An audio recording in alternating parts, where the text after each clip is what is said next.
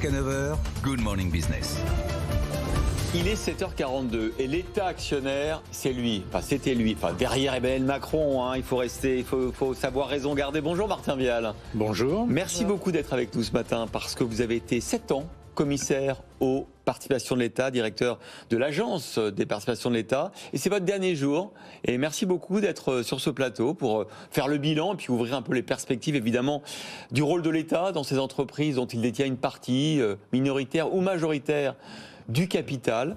On se pose la question ce matin, est-ce que l'État actionnaire, c'est vraiment utile ? C'est plus qu'utile. D'abord parce que l'État actionnaire s'est beaucoup transformé dans cette dernière période, et en particulier ces dernières années.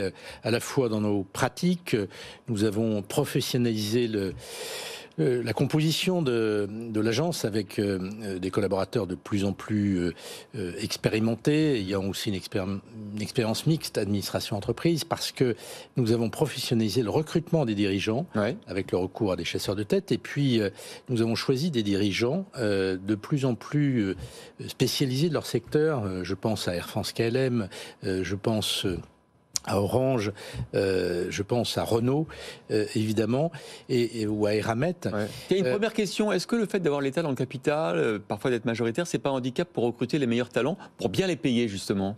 Je ne crois pas. Est-ce qu'il y a un plafond, 450 000 euros ? Oui, ça c'est pour les entreprises publiques contrôlées par l'État. Et pour les entreprises privées dans lesquelles nous avons une participation, nous avons montré notre pragmatisme chez Renault, chez Air France KLM, en allant chercher des dirigeants internationaux, ou bien même chez Orange ou chez d'autres entreprises. Et puis, l'État actionnaire aujourd'hui est de plus en plus indispensable parce qu'on voit bien la crise du Covid et la guerre russe en Ukraine a montré à la fois la dépendance de l'Europe par rapport à un certain nombre de zones en matière d'approvisionnement, de matériaux stratégiques, de composants, et parce que dans cette période très agitée, la stabilité actionnariale est clé pour passer la transition, pour réussir la transition écologique Air France KLM et numérique. Serait mort s'il n'était pas actionnaire ? Je pense que Air France KLM a été sauvé au printemps 2020 avec l'apport, le soutien de l'État français et de l'État néerlandais s'agissant de KLM. Vous laissez sur la table d'autres dossiers qui ne sont pas terminés évidemment. EDF notamment dont on parlait, qui est au cœur justement de cette transition énergétique. Qu'est-ce qu'il faut faire avec EDF ? Je crois que le président de la République a été très clair lors de son discours du 10 février dernier à Belfort. Il a décidé d'engager un programme de nouveau nucléaire en France pour assurer l'indépendance énergétique de la France et aussi la neutralité carbone, puisque l'énergie nucléaire n'émet pas de CO2. Mais justement, on a des doutes sur la capacité d'EDF à être de taille pour financer ces nouveaux EPR, pour réussir cette transition. Les investissements vont être colossaux et on n'a pas l'impression qu'EDF soit en très bonne santé financière.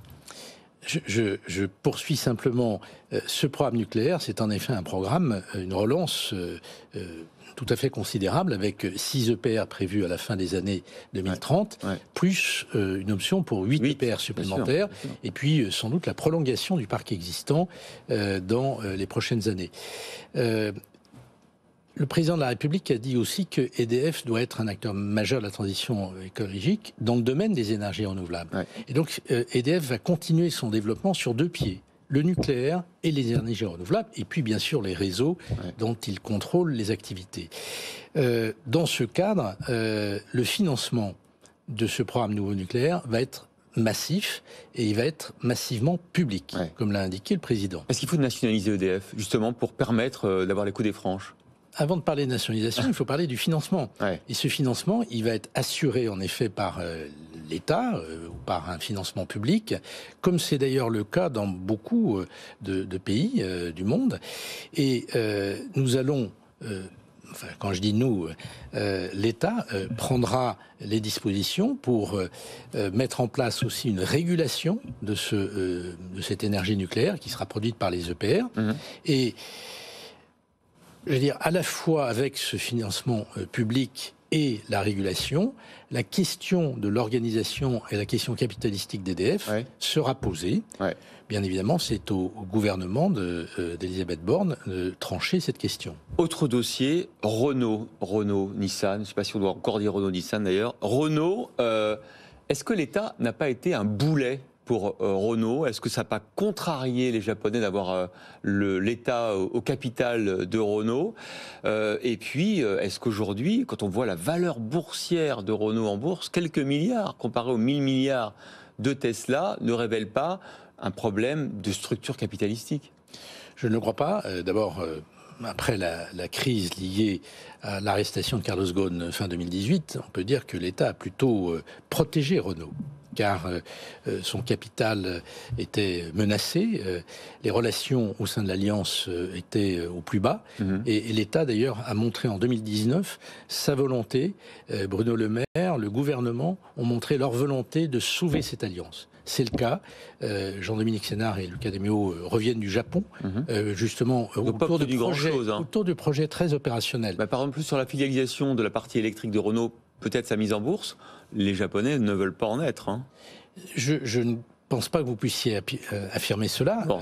Ce sont des projets qui se discutent sur le moyen terme. Et la création de cette entité est précisément la volonté de la direction générale de Renault de vouloir révéler la valeur de l'activité de véhicules électriques qui va être le cœur et le futur du groupe Renault. Et de ce point de vue-là, je voudrais lever toute ambiguïté, il n'y a aucune scission du groupe. En fait, il s'agit de réunir au sein d'une même entité toutes les compétences, tous les talents, tous les moyens pour développer le véhicule électrique. Est-ce que Engie, vu ce que vous nous avez dit sur la crise énergétique et la nécessité d'assurer notre souveraineté, est-ce que la vente de la participation de l'État d'Engie n'est plus d'actualité? En tout cas, elle n'est pas à l'ordre du jour. Pour des raisons patrimoniales, parce que la valeur aujourd'hui d'Engie ne serait pas adaptée pour une cession, et puis parce que au moment où le gouvernement essaye de développer tous les moyens pour assurer l'indépendance en matière d'approvisionnement de gaz, il serait assez paradoxal que l'État se retire d'Engie. Vous quittez donc ce poste ce soir. C'est votre adjointe qui va prendre l'intérim à partir de demain. Est-ce que c'est elle qui va vous succéder? Je ne sais pas. C'est Bruno Le Maire, la Première ministre et le Président de la République qui décideront. Et vous, est-ce que vous avez un projet pour la suite? J'ai beaucoup de projets personnels, oui. On n'en saura pas plus.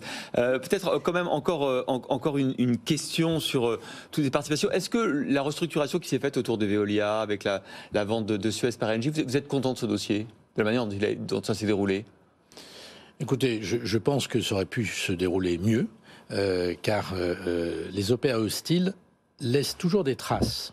Et à titre personnel, je suis opposé aux OPA hostiles parce que il s'agit d'une opération qui est forcément non désirée par la cible. Mais de façon plus générale, nous sommes aussi partisans des consolidations des secteurs.